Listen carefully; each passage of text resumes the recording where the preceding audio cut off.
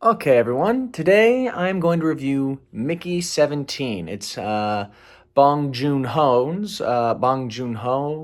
but it's the new movie from the director of Parasite, Snowpiercer, and Okja. And it tells the story of Mickey Barnes, a down on his luck lowlife from Earth in the near future who signs on to be an expendable, basically a crew member that gets tested on and killed over and over and over again, then cloned, reprinted over and over and over again. It stars Robert Pattinson, Mark Ruffalo, and a whole assortment of very, very fine actors. And Stephen Yen.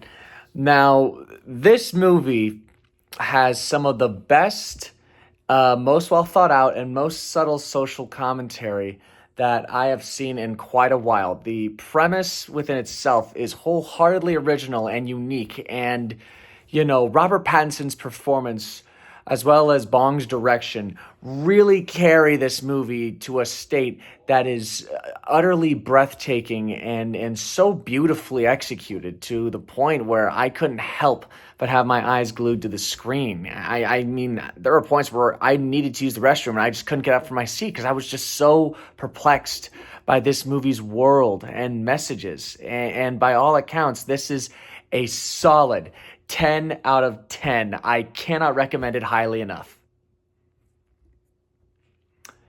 is what I wish I could say.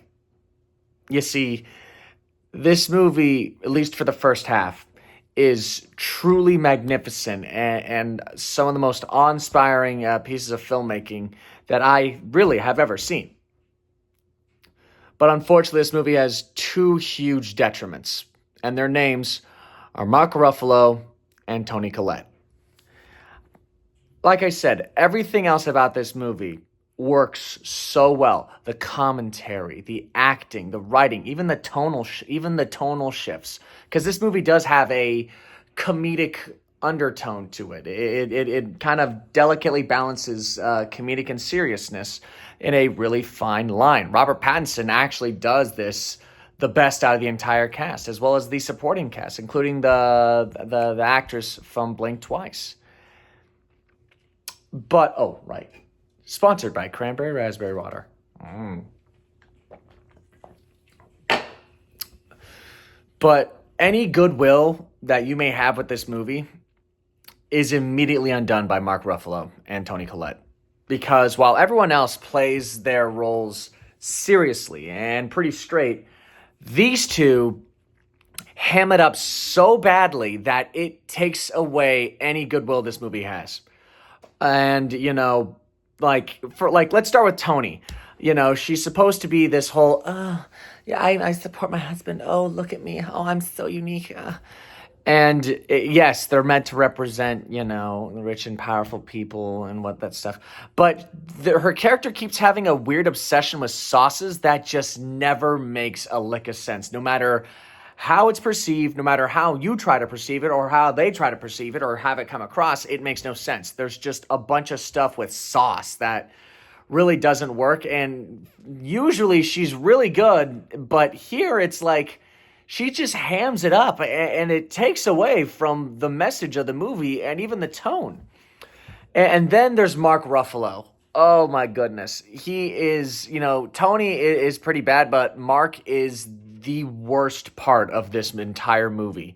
Every single issue that arises from this movie arises because of him, because of his character. Because, his character is supposed to be a social commentary on a rather bombastic leader who kind of has a self-inflated ego, who tries to go things rightly in his own mind. And for those of you who at least have been paying attention online or on social media within the last couple of years, Mark Ruffalo has a certain disdain for a current American sitting president, and his performance is a somehow more cartoonish version of said current sitting American president. And it doesn't take a rocket scientist to know who he's impersonating the moment he arrives on screen. And in the first half, you see brief glimpses of him, and for the most part, it's like a couple scenes here and there. You're like, oh, okay, yeah, this kind of works. But the moment they touch down on Niflheim, that's when shit goes sideways, because the reason why they're like Mark's and Tony's performances just don't work is because everyone else in this movie and every other aspect of filmmaking within this movie is handled with a sense of subtlety and delicacy. There's a lot of thought and care that comes with the balance of imperative filmmaking and delicate social commentary, but all that is blown out the window once Mark and Tony appear on screen. I'm just gonna say this now before I continue my rant on why those two don't work. Go see this movie. It's well worth, I saw it in IMAX and it's just beautiful. The visuals are beautiful. It's a truly phenomenal movie to see on the big screen. And even then, I give it an 8 out of 10. It is a solid movie that does so much goodwill for its social commentary, for the director and for Robert Pattinson, who, there was another Korean director who said that Robert deserves 2 Oscar nominations for this movie, Best Leading and Supporting Actor.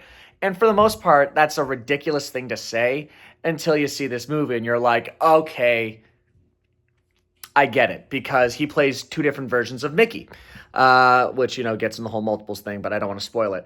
But, we see 2 different versions of the same character. And what is rather interesting is that it does show and hint at that every time, Mickey comes out of the printer, he's a slightly different version of himself. And to see the stark differences between Mickey 17 and Mickey 18 just lends so much credibility to Robert Pattinson as an actor. It is a phenomenal character study for Robert Pattinson, who has solidified himself as, just one of today's best working actors. He's no longer the Twilight dude. This is Robert Pattinson. He's Batman. He's in Tenet, Good Time, Lighthouse. He is a respectable actor who commands respect. Unlike Mark and Tony, who,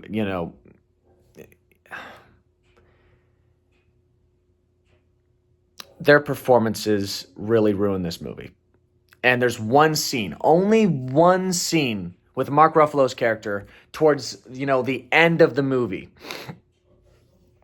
where there's a small scene between him and Mickey where he doesn't feel like a character being performative. He comes across as an actual man stuck in a rather unfortunate moment. It's a really eye-opening sequence that could hint at something, much deeper for Mark's character.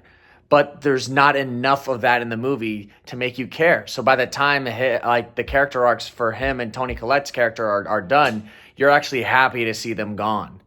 So yeah, I guess overall, Mickey 17 is another great film under Bong's repertoire of amazing films, and is easily in the top 3 best performances Robert Pattinson has ever done, whose subtle themes and messages are only held back by 2 ungodly performances that really ruin any sort of subtlety and goodwill that was built up in the first half. So, yep, there's my review of Mickey 17.